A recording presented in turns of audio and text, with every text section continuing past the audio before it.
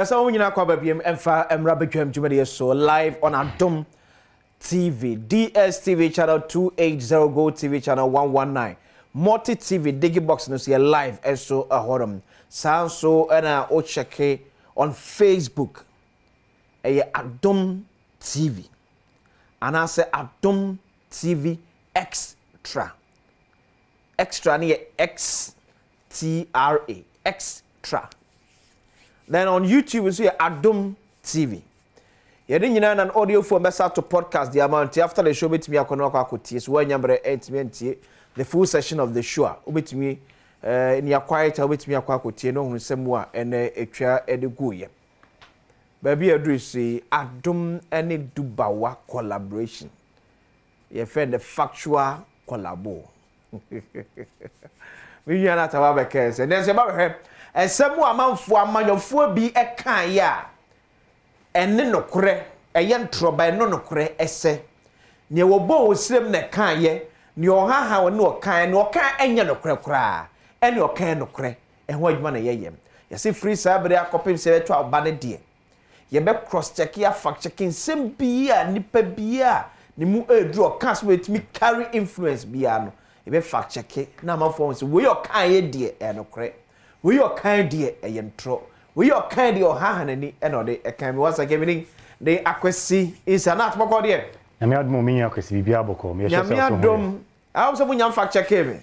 Yaguso, you need to change, you know. You mistake nas or slip. Yeah, sure. Who's a fact check and yet Sebi on your phone one day dividend qua. Debbie, you fear you now see a fact check here. To make sure the information the amount. A accurate, a factual. Send a bit me information. A couple of photographs. Now, so be a senior day. So not, and then see another Thursday. Yeah, fact check it and another pay. Okay, me ya kwesi me da say, and then say muno. They said they be a can Adom brands any dubawa. You say the obehu TV so the obeti or radio so the obehu social media. Hwhwem ansa na obeje dia waje di. Na and then say muno a trend be I observe within the year. Yeah, as fact checkers, your friend, fabricated imposter content. And no, on bet me for a company's logo. And I'm be say Adom logo and I say Joy News logo. Now they are teaching SMB. And I bet to Facebook. Okay. One here, because Adom brand, a dasuntino. Ubeji di now so why then wash here. Internet say muna honorable Isaac Adongo campaigns and semi or MP for Borga Central. Campaigns and semi are no can and semi around Baumiane, Precoviane, Honsensem. Okay, no, and Anche, Okakan be 30th September, Anche, Adi Anche Crani, who said fax card be any media and so. Minim say a TF for bit masha dear, honorable Adongo Kaina. So we get here as someone opening the tuja and in the DHA ever. Of you in the Zomo community. They will come and tell you that Dr. Baumia is a Muslim. Today, those of you who are close to Dr. Baumia, I want you to go and tell him. He started by drinking wine and we forgave him. He progressed to drink whiskey and started dancing off it and walking carelessly. Now, he has decided to be chewing pork. Tell him that the people of Bolga have asked me to come and okay, T honorable Isaac Adongo as well can any and some no kind idea. Yeah. Dubai ain't mean very fine as you fact check. And say they no better honum. But after the Casano, fax card be a barbon thing. On person much say on no ania haruna Idrisu. Essay semna ninia Isaac Adongo kind and you can see we say we uncle for share you who Twitter, you who Facebook, you who WhatsApp, Miami WhatsApp, Musenko for posty. I say the same way there because I am one year NDC member. And see how say wako customer Haruna BCH because say and see contact honorable Haruna Idris. No say I do for same way there me akra comment on it. And I some minya adongo ka kan no.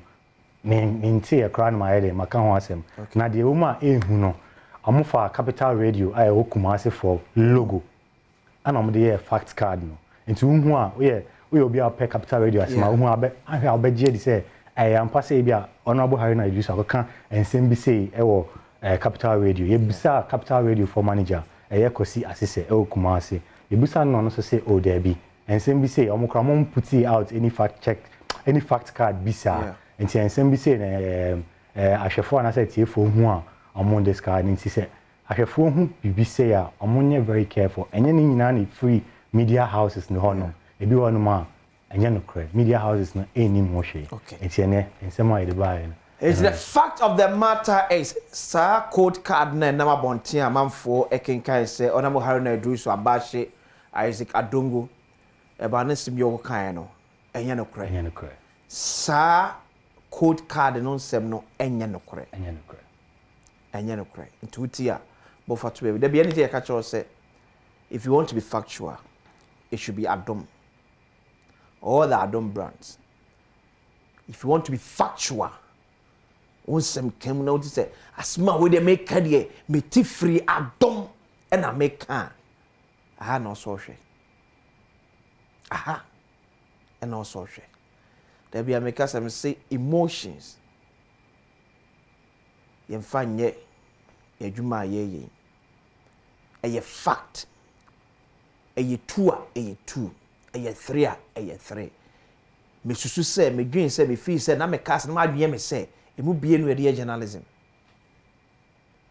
eti multimedia ne do ba want ne aka to abo say we are going to fact check everything be amanfo ede tudwa just to make sure say yam poison the ears of Ghana for more especially abra yeko abato eswe eti so come let me after so read some of these facts checks na why so far. Okay, me ya kwesi se opese can report na ya na obetimi akọ Adom online da honum. Yes also obetimi akọ ghana.dubawa.org. Ya cheche nsem ni nyina ya de go on ti kwa obetimi akọ kan documents e use any bibia ya hyperlink videos e use any bibia ya hyperlink kwa obetimi ehu ghana.dubawa.org. Yes. Okay. But I say it did not any trick when I say better say panel page so to me. Yes, sir. So next week Thursday, so we are on board again for another factual checking. A very fact check. Next week Friday, on the 11th of October 2024. And about 7 a.m. Pepe, you know, Accra Digital Center. Accra Digital Center. A whole many for food and agriculture. That is what we call sectoral debate.